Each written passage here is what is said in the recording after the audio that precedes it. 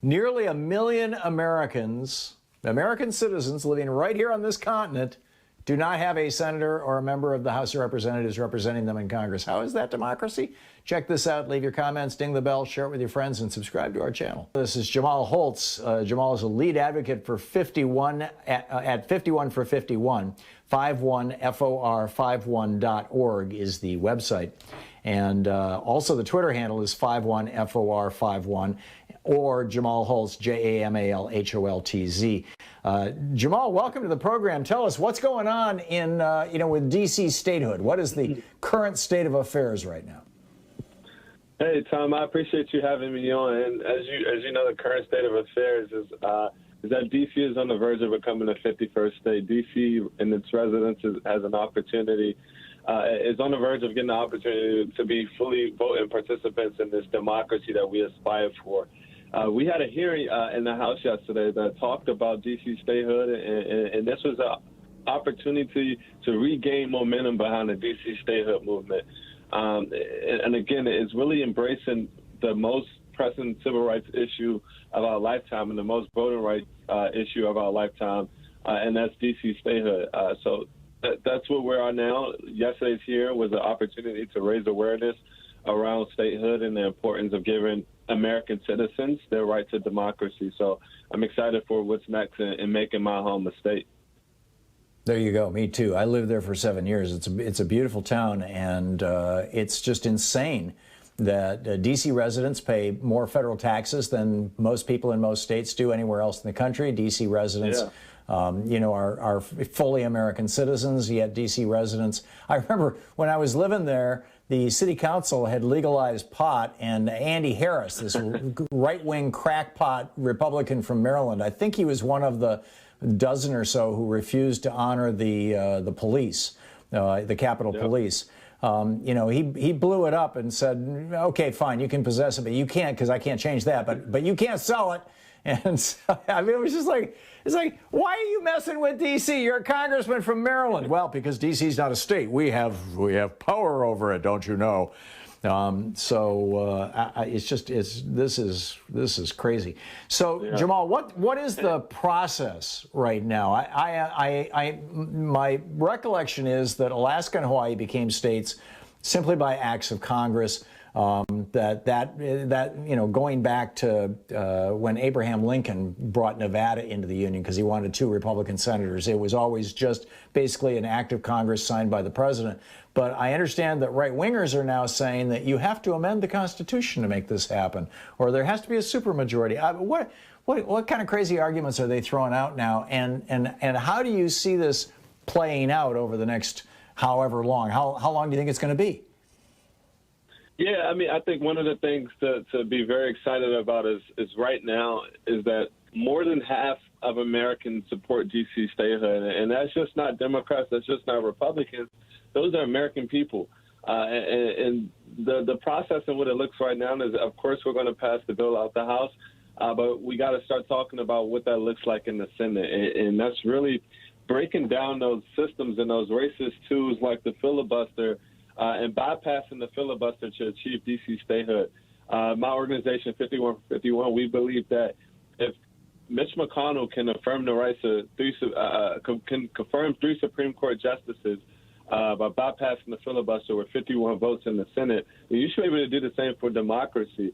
Tom, you mentioned earlier the urgency around this topic and what it means. It's greater than just giving D.C. residents their right to democracy. It's truly about American citizens. And the question that I ask folks who may not support D.C. statehood is, are you simply okay with American citizens not having full voting rights in their democracy? Are you simply okay with suppression? And that's what we have to make this issue. Like you said, it's an American issue, and it's not just something that D.C. residents should be talking about. Every American should be talking about it. And there's more people living in D.C. than live in Vermont or Wyoming. And Vermont and Wyoming, between the two of them, have 4 senators and 2 members of the House of Representatives. And D.C. has, right. You have Eleanor Holmes Norton, but she can speak, but she can't vote. Yeah, that's literally suppression at its finest. And we've seen over the years, history has proven to us that yes, it's suppression, but it's really suppression of black voices.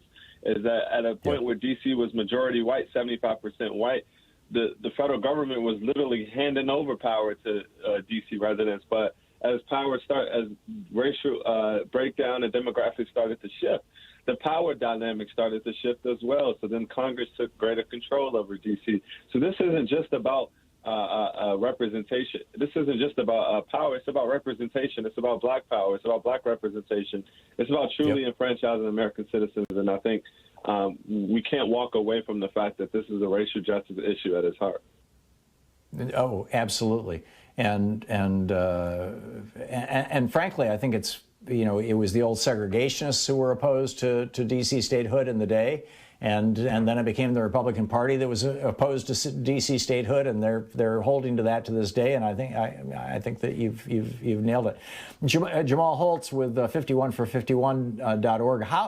What can a person who's listening to this program right now do? What's the best thing that individual citizens can do who are not D.C. residents to try to help D.C. become a state? It's it's always putting a face to the issue. It's people like myself who like you said, Tom, pay full taxes to this government and is proud to be an American citizen, but in return I get treated as a second-class citizen. So if my call to my fellow Americans is to advocate for me, advocate for a fellow American, and if we're truly living up to America's creed, that we're the land of the free and the home of the brave, then we have to be brave and stand up for fellow American citizens and be willing to fight for American citizens and giving them their right to democracy. It's that, but it's also calling on those senators and speaking to them about the importance of D.C. statehood, is that this isn't just about party, this is about people. So at some point, and that point has to be now, is that we have to start valuing people over party. And that's what folks can do. And then lastly, Tom, we have a petition going on at moveon.org, MOVE.org, ORG/5151. We encourage folks to sign that petition and help us keep fighting on. Okay, great. And people can call their senators at 202-224-3121 and ask for either of their senators and give them a piece of their mind about D.C. statehood. Because when is this going to hit the Senate? Is it going to be in a week or two, or sooner or later? I'm not sure when the Senate has a hearing or conversations on that, but my hope is if it can happen today, let's do it, because we can't wait any longer to enfranchise American citizens to their voting rights. When you think about it, it's just astonishing that for the better part of 100 years now, I mean, at the very beginning, there was this whole idea that the district was this area that was just government. It was, lightly populated, and it was, just it was all going to be government buildings and things. And the original rationalization had nothing to do with race. But then, as D.C. became a blacker and blacker city, essentially, it became like this island of population, as I said, larger than Vermont and larger than Wyoming. Larger than either of them, that was actively prevented from participating in our democracy, in large part because it was, at least in recent history in the last 100 years, majority black. And I don't see how any Republican can make any argument that doesn't acknowledge that. What are they saying? It's crazy because Republicans and folks who oppose D.C. statehood, they dog whistle around the true issue.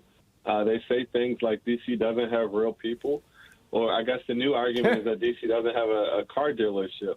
And both of those are wrong. I'm real. I bought a car in D.C. with you, Tom. Right. My mom bought a car in D.C. So there's a few car dealerships I can direct you to. One is on Bennett Road. Like, Tom, so the arguments around this is merely about the fact that Republicans and folks on, and it's not just Republicans, there are folks on both sides of the aisle who aren't taking serious that there's American citizens stripped from their rights.